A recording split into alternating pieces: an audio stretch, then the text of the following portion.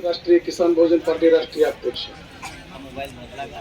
आपल्या संगणक परिचारकाचा गेल्या वर्षी अधिवेशनामध्ये मोर्चा होता, त्यावेळेस काही तुमचे लोक होते, त्यावेळेस पण आपण उचलून धरला होता प्रश्न आणि मार्गी लावला होता, कॅबिनेट मध्ये घ्यावा म्हणून आपण लेखी आपल्याकडं घेतलं होतं गिरीश महाजनकडून। पण काय तुमच्या मधले जे काय दलाल लोक आहेत, त्या दलाल लोकांमुळे तुमचं काम आजपर्यंत झालेलं नाही। आणि तिथं जे एक आपला उपसचिव होते जाधव साहेब म्हणून, ते माणूस आदिवासी माणूस असल्यामुळे त्यांनी तुमच्यासाठी समस्या चांगल्या मार्गी लावल्या होत्या, पण त्याला काय थोरात नावाच्या व्यक्तीला हाताशी धरून काम होऊ दिलेलं नाही। चुकीच्या पद्धतीने करून तुमचं काम आतापर्यंत होऊ दिलेलं नाही। तुमचा जे विषय आहे हे राज्य शासनाच्या आधिपत्याखाली नाही, केंद्र सरकारच्या याच्यामध्ये येतं। पण राज्य सरकारने धोरणात्मक निर्णय घेऊन हा विषय केंद्र शासनाला शिफारस करायला पाहिजे, तेव्हा आपल्याला वेतन श्रेणीनुसार स्केल नुसार वेतन मिळतं। आज मी कंपनीकडून तुम्हाला फक्त 5,000 7,000 काहीतरी दिलं जातं, पण शासन त्यांना 15,000 रुपये कंपनीला दिलं जातं आणि कंपनी तुम्हाला पैसे देत नाही।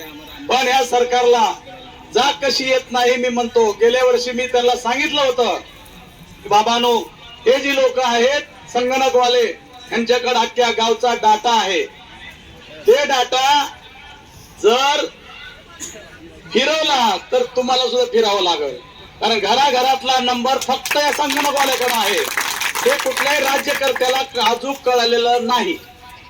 प्रत्येक ठिकाणी 100 लोक सांभाळायची गरज नाही, एक ग्रामपंचायतला संगणकवाला सांभाळा तर त्याला मतदान भरपूर दिलं जातं, पण त्याच्या लक्षात येईना गेलंय।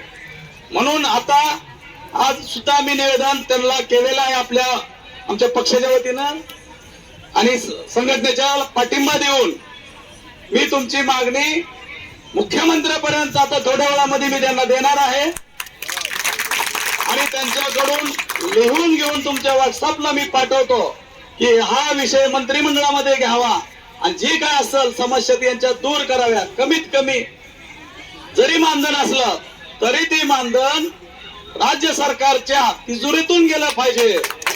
हे कुठल्याही दलालामार्फत किंवा संघटनेमार्फत नाही झालं पाहिजे, कुठल्या कंपनी मार्फत। आणि त्या कंपनीला जी काय तुमच्यातली काय लोक आहेत, 4-2 लोक, हे आता कुठले असतील तुमच्यातून, ते लोक 1,500 रुपये तुमच्याकडून घेऊन 3 महिन्याला आंदोलनाचं निमित्त करून मजा मारतात। तुम्हाला कुठलाही न्याय आतापर्यंत मिळवून दिलेला नाही।